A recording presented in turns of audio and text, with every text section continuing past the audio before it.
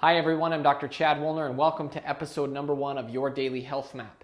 Today we're going to be talking about modern health paradigms, pirates, and profiteering, and how this directly impacts your health. So let's get started.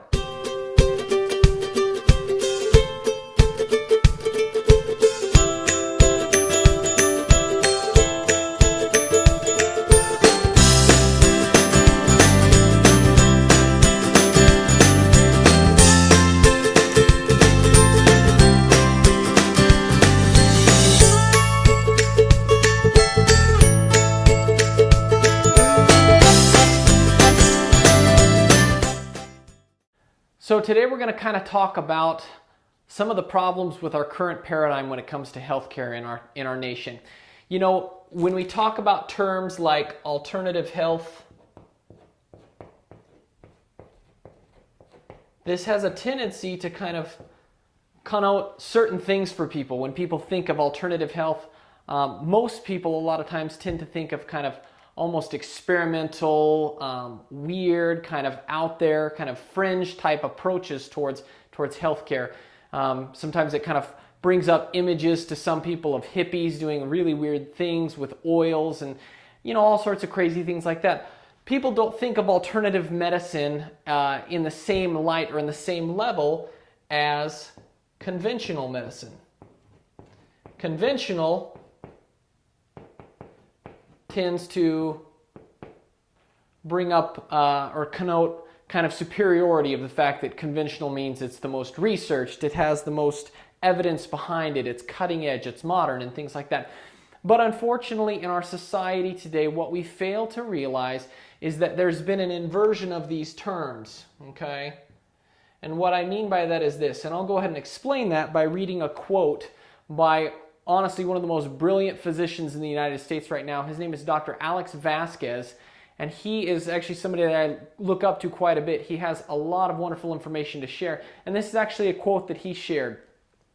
He said, "Despite the long-standing historical precedent in which human disease was treated by natural means, i.e. diet modification, botanical medicines, physical modalities, for the majority of human existence, the current healthcare paradigm in America and other Western industrialized nations is such that treatment with drugs and surgery is labeled conventional, while natural treatment, as with nutritional, botanical, and physical interventions, is now described alternative and unconventional.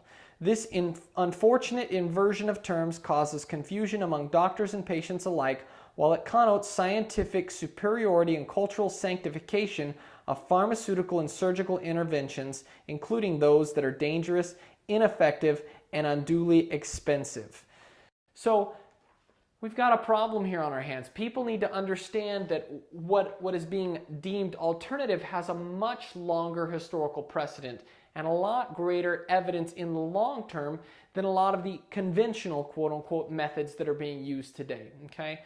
Our current paradigm has been hijacked. Unfortunately, we see this. And let me give you another quote that I found from actually a good friend of mine. He posted this on his Facebook account, Dr. Eric Drosch, another phenomenal physician up in Washington. This is what he put on his Facebook while I saw this quote. The quote says, "A treatment plan that seeks to prevent disease, promote health, and prolong and enhance the quality of life, or therapy that is performed to maintain or prevent deterioration of a chronic condition, is deemed not medically necessary."